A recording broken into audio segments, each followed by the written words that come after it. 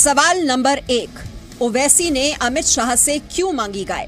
1 लाख गाय तेलंगाना में बांटी है। बीजेपी ने कहा, मेरा पहला सवाल बीजेपी से, आप मेरे को भी देंगे नहीं देंगे? सवाल नंबर 2, मुस्लिमों को किराएदार समझते हैं Owaisi?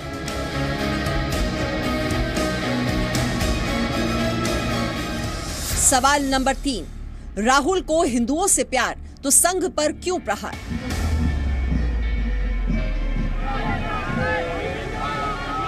RSS is a political organization. It has a political agenda. Congress party का एक ही मंतव्य है, मंदिर नहीं बनने देंगे, शाखा नहीं चलने देंगे। सवाल नंबर 4, नामदार की जमानत पर होगी 2019 की जंग? जो मां बेटे रुपयों की हेरा फेरी में जमानत पे घूम रहे हैं, वो आज मोदी को प्रमाण पत्र दे रहे हैं। सवाल नंबर 5, ईवीएम के बाद चुनाव आयोग पर कांग्रेस का भरोसा कम?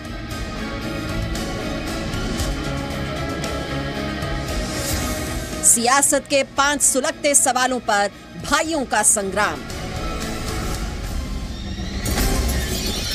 और आज भाई वर्सेस भाई में बड़ी बहस में जुड़ने जा रहे हैं हमारे साथ कई साथी, और मेरे साथ साथी के रूप में जुड़ेंगे केंद्रीय मंत्री बाबुल सुप्रियो, जो मिनिस्टर ऑफ स्टेट है हेवी इंडस्ट्रीज और पब्लिक एंटरप्राइजेस के लिए। साथ ही मेरे साथ जुड़ेंगी नीति जैन, जो भारतीय जनता पार्टी की नेता है, और वीएचपी के प्रवक्ता और जॉइंट सेक्रेटरी विजय शंकर तिवारी जी मेरे साथ साथी के रूप में होंगे। और मेरे साथ साथी बनकर जुड़ रहे हैं आशुतोष मिश्रा जी, जो एक पत्रकार है और राजनीतिक विश्लेषक। साथ में जुड़ रहे हैं निकिता जी, जो कि एक लेखक है, और असद अली खान फलाही साहब, जो एक इस्लामिक स्कॉलर है।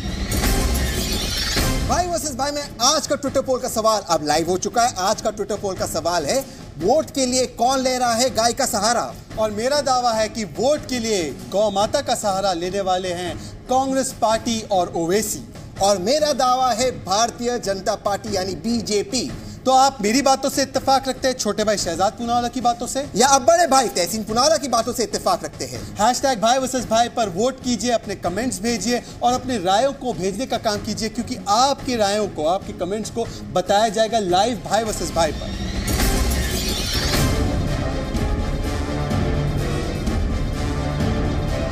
1 लाख गाय तेलंगाना में बांटी है। बीजेपी ने कहा, मेरा पहला सवाल बीजेपी से, आप मेरे को भी देंगे नहीं देंगे? तो जो गाय के तस्करों के साथ खड़े हों, गाय के काटने वालों के साथ खड़े हों, आप उनको गाय देकर कटवाना चाहते हैं क्या?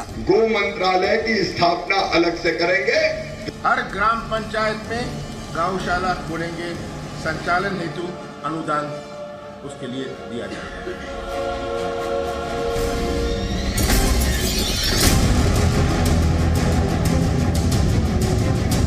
तो आज भाई वर्सेस भाई की शुरुआत हम 1 नहीं 2 नहीं बल्कि 5 सुलगते सवालों से करेंगे, सियासत के 5 सुलगते सवाल। और सबसे पहला सवाल कि असदुद्दीन ओवैसी, जो हमेशा कंट्रोवर्शियल बयान देते हैं, उन्होंने अमित शाह से, बीजेपी के अध्यक्ष से गाय क्यों मांगी? तो दूसरा सवाल है, बीजेपी के चाणक्य यानी अमित शाह जी के नाम से हटेगा शाह? और तीसरा सवाल है कि मोदी और मां बेटे की जमानत की बात क्यों हुई छत्तीसगढ़ के बिलासपुर में? तो चौथा सवाल है, आरएसएस को क्यों मिटाना चाहते हैं राहुल गांधी? और क्या पोलिंग से पहले, मतलब छत्तीसगढ़ के पोलिंग से पहले ही आज कांग्रेस ने पराजय का स्वीकार कर दिया है क्या? पहला यक्ष प्रश्न है, असदुद्दीन ओवैसी ने अमित शाह से क्यों मांगी गाय?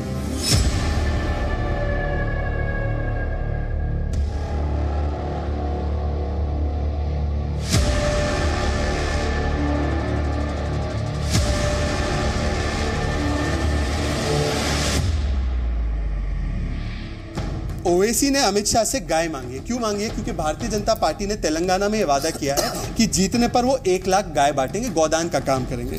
तो मजाक में या सही मायनों में मैं आपसे ही पूछना चाहता हूं, ओवैसी ने कहा है कि भैया हमको भी एक गाय मिलेगी क्या? उधर आपकी दूसरी चहेती party Congress party soft Hindutva का, जैसे कि जो गाय के लिए पहले बात होती थी, गौमूत्र की बात होती थी तो हंसी मजाक उड़ाया जाता था, आज उसी लाइन पे कांग्रेस है। तो आपको निराशा हुई कांग्रेस से? नहीं, मुझे क्यों होगी ना। अगर आप जाएंगे तारीख और हिस्ट्री उठा के देखेंगे तो जब बाबर ने अपने बेटे को हुमायूं को गद्दी दी तो पता सबसे पहले वसीयत क्या की थी? कहा था इस बात को इंश्योर करना कि मुसलमान जो है गाय को ना खाएं, क्योंकि गाय के अंदर हमारे हिंदू भाइयों की आस्था है। और केरला में गाय काट रहे थे कांग्रेस के लोग। अब आप 100% कहीं भी किसी भी लॉ को इंप्लीमेंट करा पाए हैं? अच्छा। मुझे एक लॉ बता दीजिए।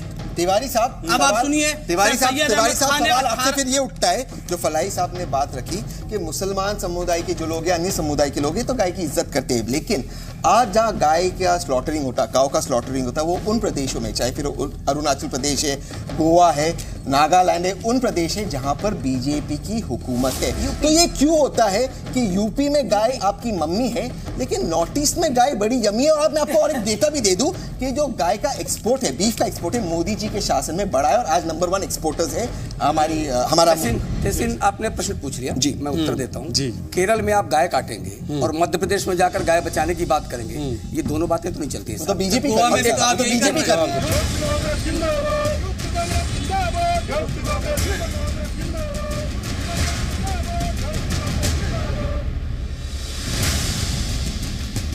आप गोवा में कानून कब लाओगे? मेरी बात सुन लीजिए, गोवा में कानून की बात। दूसरी बात चली थी कि ओवैसी साहब गाय मांग रहे हैं, तो जो गाय के तस्करों के साथ खड़े हों, गाय के काटने वालों के साथ खड़े हों, आप उनको गाय देकर कटवाना चाहते हैं क्या? सब इसलिए ये सारा देश जानता है तिवारी साहब क्या करते हैं, यानी उनको गाय देने का मतलब है गाय कटवाना। दूसरी बात, आप कैसे कह सकते हैं? आप मुझे आप सब कुछ बोल देना, सब कुछ बोल देना, एक शब्द नहीं बोलता मैं जवाब बोलते हैं। मैंने अपने एक हिंदू भाई से कहा कि मुझे गाय चाहिए, मैं गाय पालना चाहता हूँ। अभी 1 साल पहले की बात, पता उसने हाथ जोड़ लिया कि इस वक्त मैं गाय को लेकर नहीं आ सकता, कि मुझे मार डालेंगे जो गाय के नाम पे। हिंदू भाई, बहुत सारे देश के मुसलमान, बहुत सारे देश के मुसलमान गाय पालने रोकता नहीं है।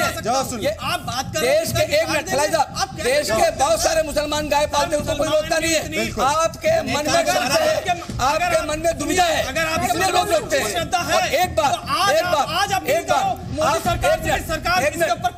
आप गाय के मूत्र का मजाक बनाते हैं, आप गाय के गोबर का मजाक बनाते हैं, और मध्य प्रदेश में गाय और के मूत्र और गोबर के दवाइयां बनाएंगे, उनकी वकालत करते हैं।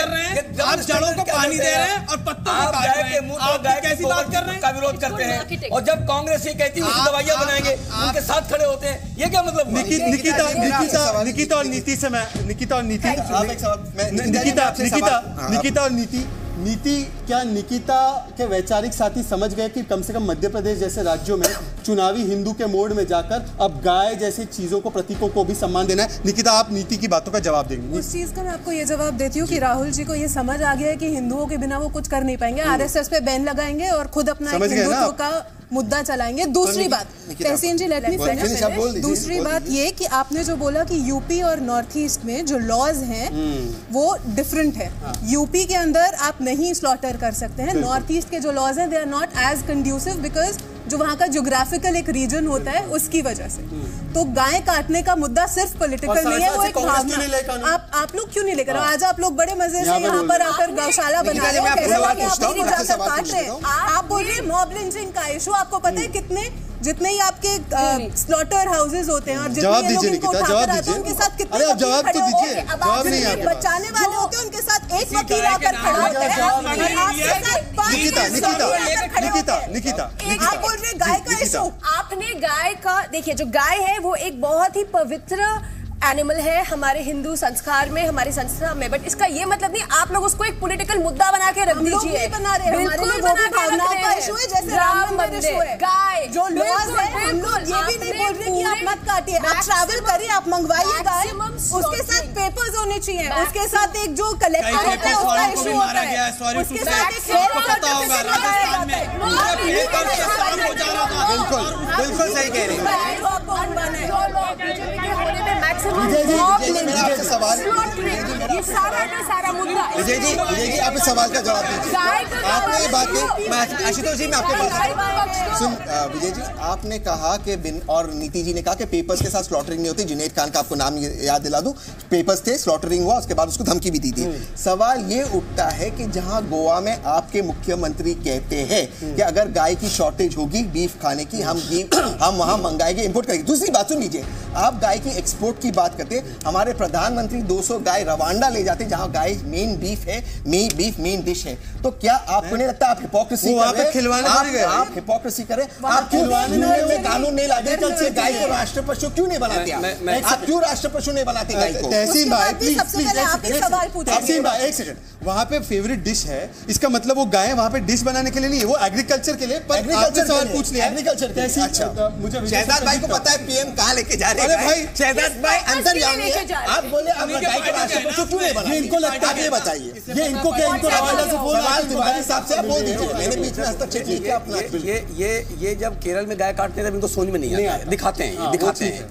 हम ये कहते हैं जो भी गाय काटने की बात करता है देश में, अरुणाचल में भी जो मैं जो भी कहता हूँ, तो ये आपके मन में अरुणाचल का ध्यान नहीं दिया ना कभी आपने, इसलिए आपको पता चलता है गोवा हो, अरुणाचल हो, त्रिपुरा हो, देश का कोई भी हिस्सा हो, कहीं पर भी कोई गाय काटने की बात करता है मैं इसको विरोध करता हूँ।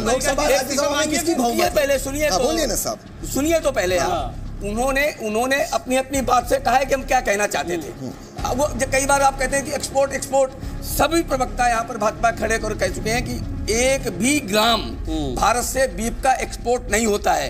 आप तो सांप सूख जाता है, आप जाइए कोर्ट में, ये झूठ बोलते हैं, आप बात पर तो पहुंच जाते हैं, लेकिन इस बात पर आप यहाँ पर केवल भाषण करते हैं। आप जाइए ना, वो आपको चैलेंज करते हैं, एक भी ग्राम बीफ का एक्सपोर्ट नहीं होता है, आपको सांप सूख जाता है।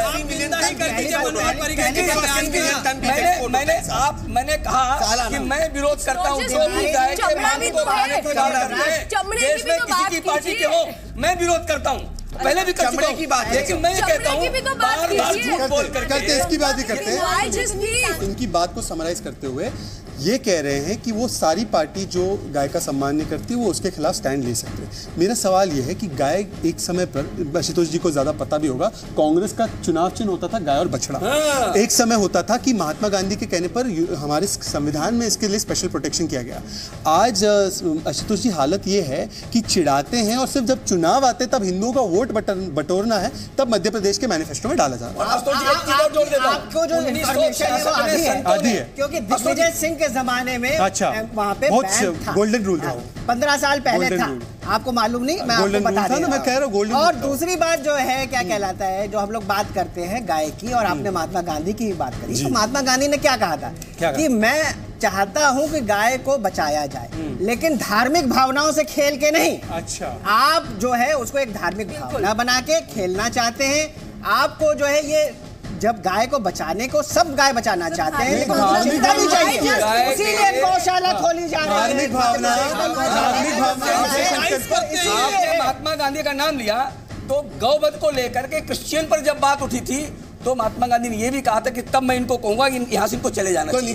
गाय का इतना समर्थन करते थे, लेकिन 1966 में जब संतों ने दिल्ली में आकर एक बड़ा सम्मेलन किया उसके विरोध में, जब संतों को मारा गया,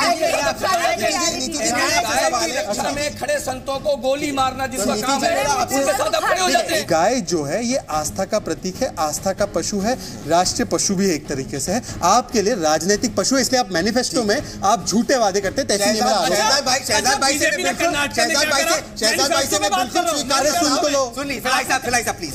सुन लीजिए भाई, नाराज हो जाएंगे आप। शहजाद भाई मैं बिल्कुल आपसे आपकी इस बात से, इस भावना का मैं सम्मान करता हूँ, हमारा राष्ट्रीय पशु होना चाहिए। हमारे मोदी जी ने क्यों नहीं किया मैं नहीं जानता हूँ, लेकिन यहाँ पे जो देशभक्त मुसलमान है लेदर के शूज पहने, देशभक्त भाजपा के लीडर है वो भी लेदर पहनी हुए, और वहाँ पे तिवारी साहब है वो भी लेदर पहने।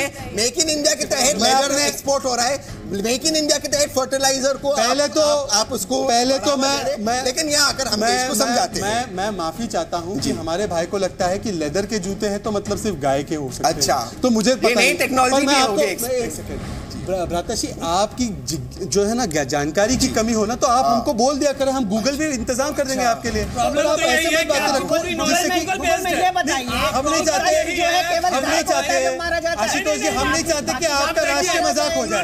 आप लोग भी इनका राष्ट्रीय मजाक नहीं, अब तो मैं बोलूंगा।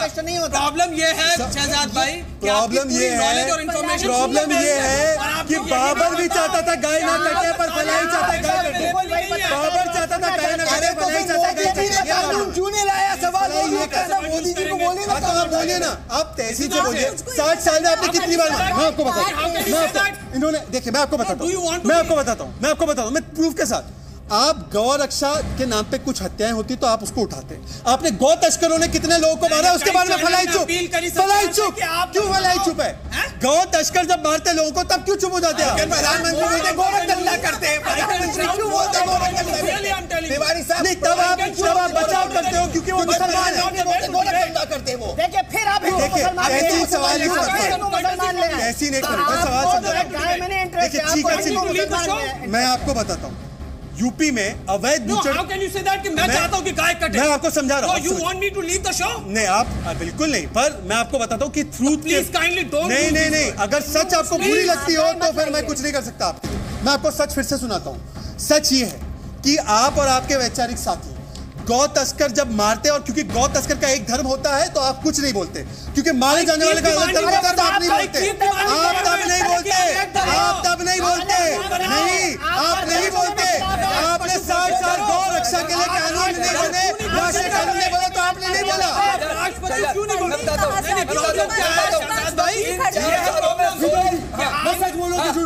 इन 4 सालों में 16 इस प्रकार की घटनाएं घटी, आपने सिर आसमान उठा लिया। और पिछले 10 सालों में 153 घटनाएं गौ रक्षकों की हत्या की गई। आप लोग मुंह में पट्टी बांधकर बैठे रहे। तब कहाँ थे आप?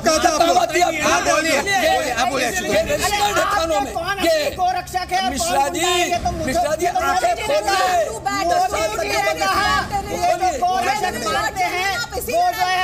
उनको जो है पनिशमेंट मिलना चाहिए। मोदी जी ने कहा है Can I just say one thing? Since I did not speak all this while, just one line, just listen to me. आप अपनी बात 20 सेकंड में कहिए, क्योंकि उसके बाद अगले सवाल पे चलना। जी, अगले सवाल पे चलना। मुझे बताया गया अगले सवाल पे चलना। 20 सेकंड में बात। Instead of fighting इस बात की लड़ाई किए बगैर 1 सेकंड कि कौन सही है कौन गलत है, फिलहाल बस इतना देखा जाए पावर में, सत्ते में कौन है। सत्ते में इस वक्त बीजेपी है, तो जिसके हाथ में लॉ है वो डिसाइड करे कि ये राष्ट्र पशु है या नहीं है, एंड वो डिसाइड करे कि हमें आगे कैसे करना है। ऑपोजिशन सिर्फ बोल सकती है, हम लोग सिर्फ अपना पॉइंट खड़ा कर सकते हैं, लेकिन जो वास्तविक स्टेप्स लेने हैं, जो प्रॉपर काम करना है, वो सारा का सारा उस साइड है। दूसरा यक्ष प्रश्न है, मुसलमानों को किराएदार समझते हैं ओवैसी?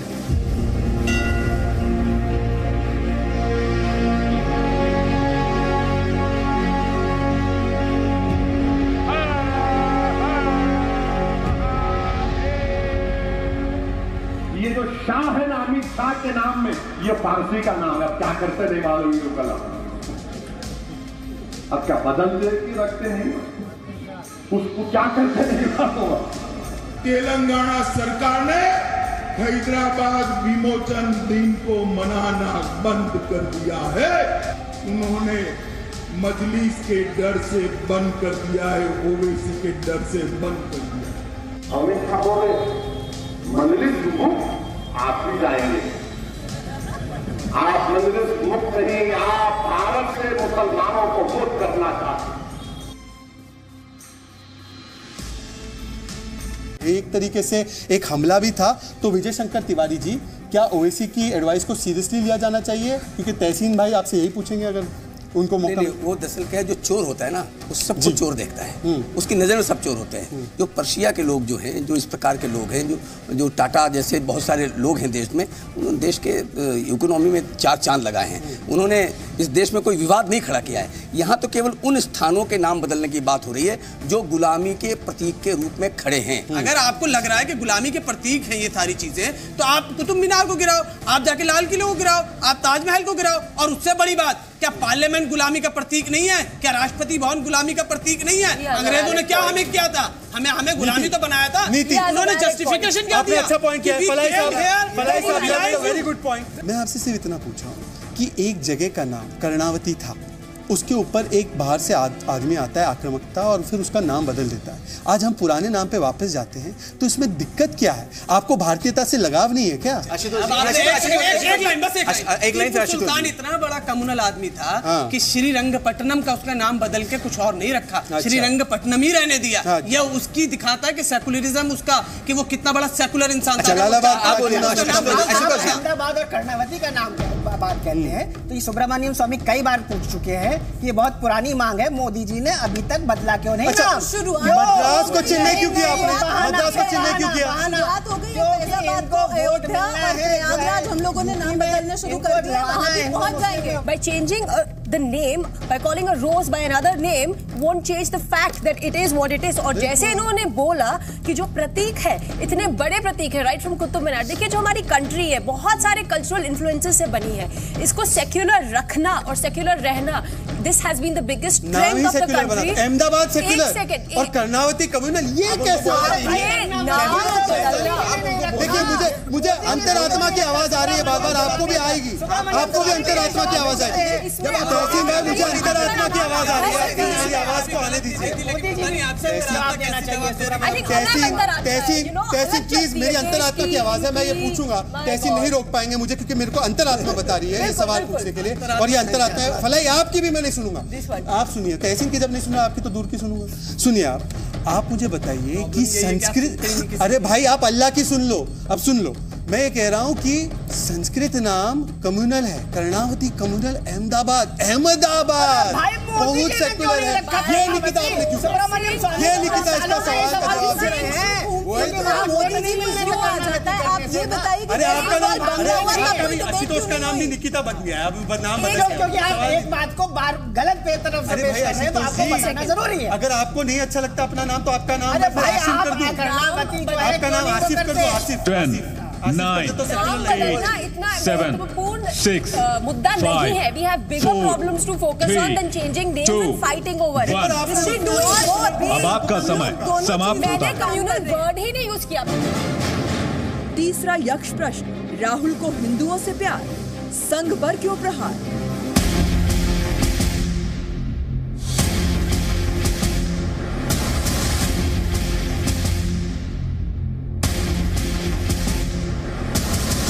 भाई वो सांस्कृतिक तंजीम है, अगर मैं किसी जमात का मेंबर बन सकता हूँ और सरकारी कर्मचारी बन सकता हूँ तो आरएसएस का क्यों नहीं? आप इसका जवाब देंगे? चुनावी रैलियों में दिए गए भाषणों को गंभीरता से नहीं लेना चाहिए। और आप YouTube पे जाकर देखिए, हर भाषण के बाद में जब पूछा गया ये सवाल तो क्या कहा गया है कि कांग्रेस अपने घोषणा पत्र में झूठ बात बोल रही है क्या? कांग्रेस ने अपने वचन पत्र घोषणा पत्र में रखा है, कांग्रेस ने नहीं। आशुतोष जी, अरे मौलाना आशुतोष जी, वो मैं फलाई साहब से सवाल पूछा, फलाई साहब देंगे जवाब। एक सेकंड, आपको बिल्कुल देखिए फलाई साहब से एक साथ नहीं बोलेंगे प्लीज। चुनावी रैलियों में क्या क्या भाषण दिए थे? चुनावी भाषण जो है कि नहीं भाई, चुनावी रैलियों में दिए गए भाषणों को संजीदगी से नहीं लेना चाहिए। तो एक सेकंड फलाही साहब कह रहे हैं कि कांग्रेस ने अपने वचन पत्र में जो कहा है, विजय शंकर तिवारी जी, कांग्रेस ने जो वचन पत्र में कहा है कि आरएसएस के ऊपर वो करेंगे, राजनीतिक दलों की बात कर रहा हूं, विजय शंकर राजनीतिक नेताओं की बात कर रहा हूं। तिवारी साहब, मेरा आपसे सवाल सीधा सीधा यही है कि जब आरएसएस को हमने सबने देखा, वल्लभ भाई पटेल साहब ने पत्र तो लिखा था उसे बैन करने को, आरएसएस ने वादा दिया कि वो पॉलिटिक्स छोड़ देगी, मुख्य धारा में आ जाएगी। उसके अलावा आपको राजेंद्र प्रसाद जी के पत्र बता दूं, राजेंद्र प्रसाद जी कहते हैं that the RSS is a fascist organisation. आज तक आरएसएस ने अपना संविधान नहीं बनाया, वो मुख्य धारा में नहीं आई और उनके पास फंडिंग्स कहां से आते, इसकी देश की जनता को जानकारी नहीं है। देश के सारे लोग जानते हैं जो उसमें सहभागी होते हैं कि गुरुदक्षिणा से आर्थिक संग्रह होता है। अगर ऐसा नहीं होता तो कांग्रेस जैसी पार्टी जो संघ के लोगों को पकड़कर लालायित रहती है, कब जेल में डाल देना, वो छोड़ देती है क्या इतने साल में? बाबुल जी, मैं आखिरी में आपसे सिर्फ इसी बात पे एक बार सवाल पूछना चाहता हूं। आप मेरे बड़े भाई तहसीन को समझाएंगे कि अगर आरएसएस यही सारी चीजें कर रही थी इतने 60 सालों से, तो उनके आर्थिक मामलों पर, उनके आतंकवाद के मामलों पर आज तक कार्रवाई क्यों नहीं की गई? और आपको क्या लगता है, मध्य प्रदेश में जो मैनिफेस्टो में लिखा है कांग्रेस पार्टी ने कि आरएसएस की शाखाओं पर प्रतिबंध लगाया जाएगा, उस पर आपको क्या कहना है? मैं इतना कहना चाहता हूं कि जो मैं पहले एक चीज़ बताया कि 85% टाइम में कांग्रेस जो है वो पावर में रही है।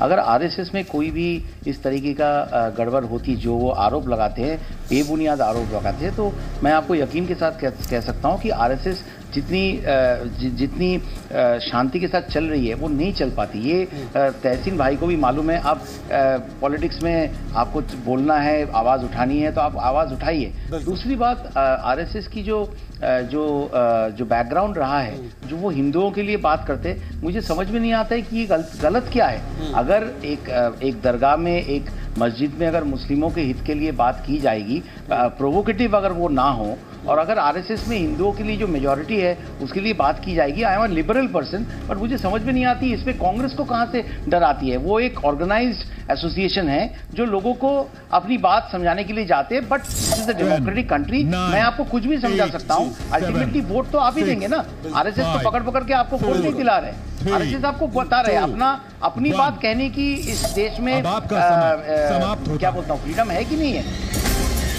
दरअसल आज प्रधानमंत्री नरेंद्र मोदी ने छत्तीसगढ़ के बिलासपुर में कैंपेनिंग करते वक्त एक बड़ा हमला बोला है राहुल गांधी और सोनिया गांधी पर, और उन्होंने ये बात कही है कि जो खुद बेल पर, जमानत पर बाहर है और जो खुद भ्रष्टाचार के आरोप में लिप्त है, वो दूसरों को भ्रष्टाचार पर जब प्रमाण पत्र देते हैं तो ये बात कहीं ना कहीं हजम नहीं होती। जो माँ बेटे रुपयों की हेरा फेरी में जमानत पे घूम रहे हैं, वो आज मोदी को प्रमाण पत्र दे रहे हैं। और एक और बड़ी खबर है और बहुत बड़ी डेवलपमेंट है कि आज रफाल को लेकर सुप्रीम कोर्ट में भारत की सरकार ने हलफनामा पेश किया है, हलफनामा दायर किया।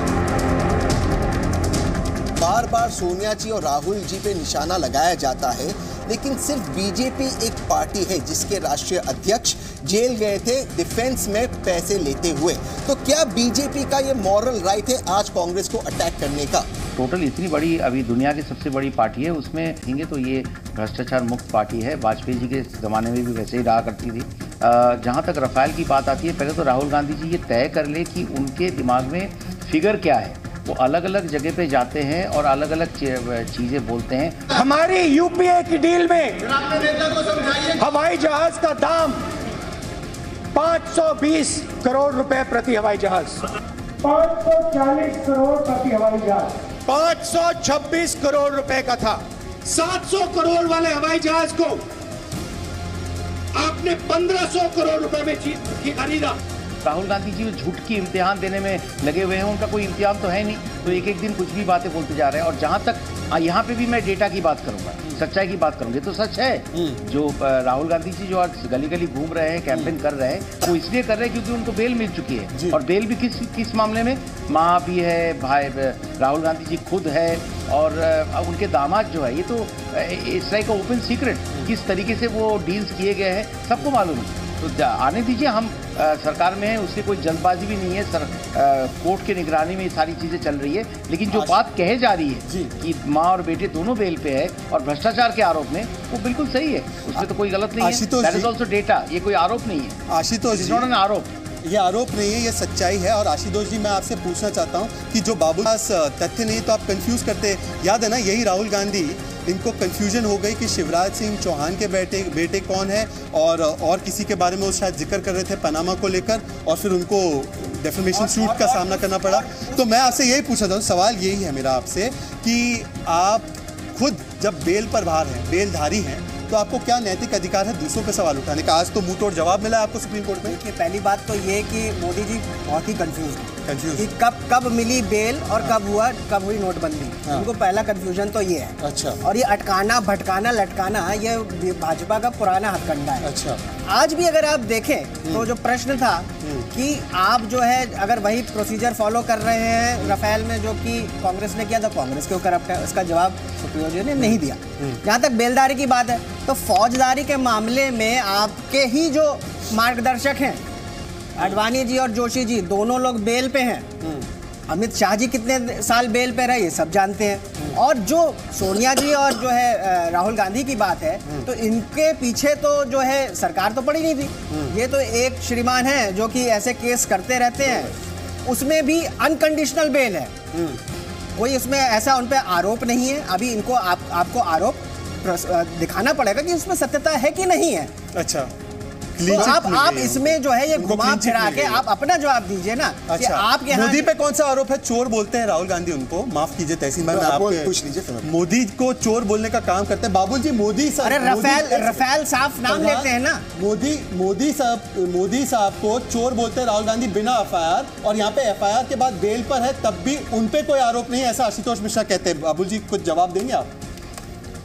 देखिए ये मिश्रा जी का जो है ना, वो जब माइंड में सारे तथ्य और झूठ के जो मिश्रण हो जाती है तो शायद मिश्रा जी नथिंग पर्सनल, तो शायद इस तरीके के बयान होते हैं। आप कैसे राहुल गांधी जी, आप जो बात कर रहे हैं उसी लॉजिक पे किसी भी हालत में एक कोई भी राजनीतिक नेता देश के प्रधानमंत्री को चोर कह भी नहीं सकते। किस तरीके का संस्कृति हम कर रहे हैं। इसी वजह से कांग्रेस की राज हमारे 70 साल के इंडिपेंडेंस में 80 to 85%, 5 साल 13 दिन को छोड़ के बाकी कांग्रेस का राज रहा है। अगर टोपीदारी पॉलिटिशियन और पॉलिटिशियन के ऊपर लोगों की इतनी नफरत है तो 80% 85% श्रेय आप पे जाता है। आप लोगों के हरकतों की वजह से आज पॉलिटिशियंस की क्रेडिबिलिटी चली गई है। तो बाबूजी सवाल, बाबूजी पहले उनको अपने सच्चाई का इम्तिहान देना पड़ता है। आप क्या बात कर रहे हैं? राहुल गांधी जी क्या इतना बैंकरप्ट हो गया है, शब्दों से इतना बैंकरप्ट हो गया कि शालीन सब शब्द यूज नहीं कर सकते। बाबूजी बैंकरप्ट की बात करते हैं, किसको बिठाया उन्होंने सोशल मीडिया हैंडल करने के लिए? बाबुल जी, आप बैंकरप्ट की बात करते हो, बैंकरप्ट तो सारा देश हो गया नोटबंदी के बाद, लेकिन सवाल हम करप्शन पे ही रुकते तो करप्शन पे सवाल ये आता है सर अगर आप सवाल सुन लीजिए सर, सवाल ये आता, आपने जो तथ्य की बात की, आपको मैं तथ्य बता दूं, एडीआर की रिपोर्ट कहती है कि सबसे अधिक जिन पर क्रिमिनल केसेस है, जिनको टिकट मिला जाता है, वो भारतीय जनता पार्टी से आते हैं। यहां तक कि सबसे ज्यादा क्राइम जिन एमपीज और एमएलए के औरतों के खिलाफ है, वो भी भारतीय जनता पार्टी से आते हैं। तो इसका श्रेय तो सीधा सीधा आपको जाता है। तो सवाल यही उठता है कि बार बार राहुल गांधी पर आप लोग डिफ्लेक्ट करते हैं अटेंशन। आप लोग जो क्रिमिनलिटी आज भाजपा को लेकर करप्शन है, चाहे व्यापम मध्य प्रदेश की बात कर ले, व्यापम घोटाला हुआ, इतने लोग मरे, सुप्रीम कोर्ट आज सीबीआई, अभी जवाब तो देने दीजिए। तो उस पर आप जी सवाल वही है, सवाल नहीं खत्म, सवाल वही है। अभी जवाब देता हूँ जी। आप एक चीज पे, यहाँ पे भी मैं डेटा और तथ्य की बात करता हूँ। Any person who is chargesheeted and any person who has, जिनके चार्जशीट या जो क्राइम पे उनको चार्जशीट किया गया है, अगर उसमें सजा 3 साल से ज्यादा हो तो वो चुनाव नहीं लड़ सकते। है या नहीं है? आपको मालूम है मेरे खिलाफ ममता बनर्जी ने कलकत्ता में कितने फर्जी केस लगा के रखे हैं? आपको मालूम है क्या क्या चीज में हमारे बच्चे कैसे 3-3, 4-4 महीना बेल के अंदर लगा हुआ है? आपको मालूम है कैसे किस तरीके से फर्जी केसेस डाला जाता है? आप इसे याद रखिए कि जो लॉ है उस लॉ के मुताबिक आप मेरे खिलाफ जाइए ना, चुनाव के पहले 10 क्रिमिनल केसेस डाल दीजिए अलग अलग टाइप का, फिर आप बोलेंगे कि बाबुल सुप्रियो क्रिमिनल है, आप उसे क्यों वोट लड़ा रहा है? ऐसा थोड़ी ना देश चल सकती है, नहीं चलेगा सर। आप डेटा की बात करिए। मैं हालांकि राहुल गांधी के साथ खड़ा हूं, पर यह मत समझिए मैं राहुल गांधी की टीम में हूं, पर मैं सवाल यही पूछता हूं कि क्या इनकी बातों को देश एक्सेप्ट करेगा? भ्रष्टाचार राहुल गांधी स्पेशली आजकल वो रफाल के बारे में जाकर हर सभा में रफाल के बारे में बोल रहे हैं। उनको एम्पल प्रूफ दे दिया गया है कि रफाल के अंदर कोई गड़बड़ नहीं है। आज सुप्रीम कोर्ट ने भी उसके ऊपर मोहर लगा दी है कि उसके अंदर कहीं कोई दिक्कत है नहीं। तो राहुल गांधी आपको ये आप गलत कह रही है। हम हमारे दर्शक का परिवार जाने, सुप्रीम कोर्ट ने ऐसी कोई मोहर नहीं लगाई। आज सिर्फ दस्तावेज देंगे, सुप्रीम कोर्ट ने कहीं क्लीन चिट नहीं दिया। जनवरी में देंगे। बीजेपी ने जितने भी उसमें मांगे गए थे कागजात वो आज दे दिए गए हैं। सोनिया गांधी एंड राहुल गांधी, इन दोनों ने जितने भी अभी तक केसेस करे हैं, वो लोग पहले उसके ऊपर आकर अपनी कुछ सफाई तो दें, बताएं तो सही। नेशनल हेराल्ड चिदम्बरम जी के केसेस कितने सारे हैं, किसी पे तो सफाई दें दूसरों पे सवाल उठाने से पहले। तो निकिता जी, मैं आपसे सवाल पूछता हूँ। नीति जी ने कहा कि बार बार सोनिया जी, राहुल जी कांग्रेस पे केसेस हुए, बोफोर्स का उन्होंने जिक्र किया। हालांकि बाबुल जी ने कहा पहले की बात हमें भूल जानी चाहिए। बोफोर्स में हुआ ये कि जब वाजपेयी जी हमारे वजीर आजम थे, केस हार गए, भाजपा की सरकार, क्लीन चिट मिला और 4 इंटरनेशनल कोर्ट्स में भी हार गए। बार बार ये बात भी सामने आई, सॉरी टू इंटरप्ट यू, कि सीबीआई ने कोर्ट में कहा है अभी अपील फाइल करते हुए, बिल्कुल आप सुन लीजिए, उन्होंने कहा है कि उनको यूपीए की सरकार ने रोका था। आप निकिता से सवाल बिल्कुल कहा है सीबीआई ने, लेकिन सीबीआई ये बताना भूल गई कि 2002 में जब केस हारे, 2003 में वाजपेयी जी की सरकार है, तब भी वो अपील में नहीं गए। बहरहाल हम बात करप्शन पे करते, जो भाजपा का करप्शन, जैसे मैंने बताया बाबू जी ने भी उस पर जवाब नहीं दिया। भाजपा का करप्शन के अध्यक्ष जेल में गए, कॉन्विक्ट हुए करप्शन डिफेंस डील्स में। व्यापम है राजस्थान में जो घोटाला चल रहा है ललित मोदी जी का, तो क्या भाजपा एक प्रोजेक्ट करने की कोशिश करती है दया अबाउट? हालांकि भाजपा सबसे करप्ट पार्टी, एडीआर की रिपोर्ट भी ये दिखाती है। जब हमारे 9,000 करोड़ जा सकते हैं नोटबंदी में, डिमोनेटाइजेशन में, उसके बारे में कुछ नहीं बोला इन्होंने। कांग्रेस ने चलिए कहते हैं घोटाले किए, 2G scam, Colgate scam, this scam, that scam, लेकिन इन्होंने तो सीधा देश को लूट लिया। भाई 9,000 करोड़ के कुछ तो मायने रखता है। एंड बात की थी, एक सेकंड, आप जब बोली हम सुने, अब आप सुनिए। बाहर से उन्होंने कहा था फॉरेन मनी लौटाएंगे, ये करेंगे। Lalit Modi, the torch case, people came, people went, लूट कर चले गए। क्या कर सके? स्विस बैंक में जो पैसे लूट रहे थे वो कुछ के जमाने में लूट रहे थे, जरा आपको याद है? आप लोगों ने प्रॉमिस किया था नोटबंदी सही थी। राहुल गांधी ये व्यक्तिगत कितना नुकसान हो गया राहुल गांधी का और बाकी पार्टीज का? एनपीए कब हुआ था जी? 2004 से 2014 तक जब कांग्रेस सरकार थी, उस वक्त बैंकों से कितना लोन दिया गया था और उसमें से एनपीए कितने हैं? और इन 4 साल में भारतीय जनता पार्टी की सरकार में, एनडीए के सरकार में कितना लोन दिया गया है बैंकों से और एनपीए कितना है? मैं बता दे रहा हूँ, यहाँ पे जिनका हम लोग सबका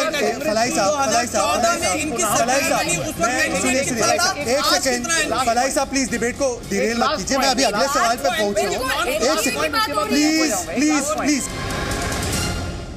आज भाई वर्सेस भाई में आपको सबसे बड़ा आज का बयान सुनवाते हैं, सुनिए ये बयान।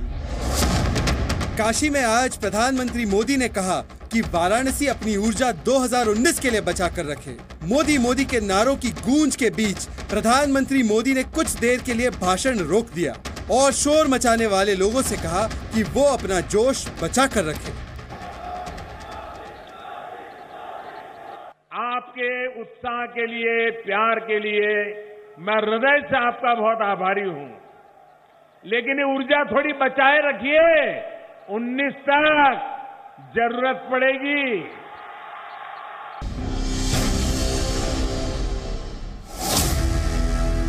और अब अंत में भाई वर्सेस भाई में देखते हैं आज के ट्विटर पोल के सवाल के नतीजे। भाई वर्सेस भाई में आज हमने पूछा था वोट के लिए कौन ले रहा है गाय का सहारा, और अब तक आए ट्विटर पोल में शहजाद पूनावाला यानी मेरे साथ 57% लोग रहे, जबकि मेरे बड़े भाई तहसीन पूनावाला के साथ सिर्फ 43% लोगों ने सहमति जताई। यानी भाई वर्सेस भाई के आज के ट्विटर पोल में मेरी यानी शहजाद पूनावाला की जीत हुई। भाई वर्सेस भाई का आज का शो यहीं पर खत्म होता है। शहजाद की ओर से साथी बनकर जुड़े बाबुल सुप्रियो जी, नीति जैन जी और विजय शंकर तिवारी जी, आपका बहुत बहुत धन्यवाद है। और मैं धन्यवाद देना चाहता हूं तहसीन के साथी बनकर आए असद खान फलाही साहब का, निकिता चावला जी का और पत्रकार आशुतोष मिश्रा जी का। आप लोग यहां पर आए, अपना कीमती वक्त निकाला और बड़ी बहस में आपने भाई वर्सेस भाई में शिरकत की, इसके लिए बहुत बहुत धन्यवाद।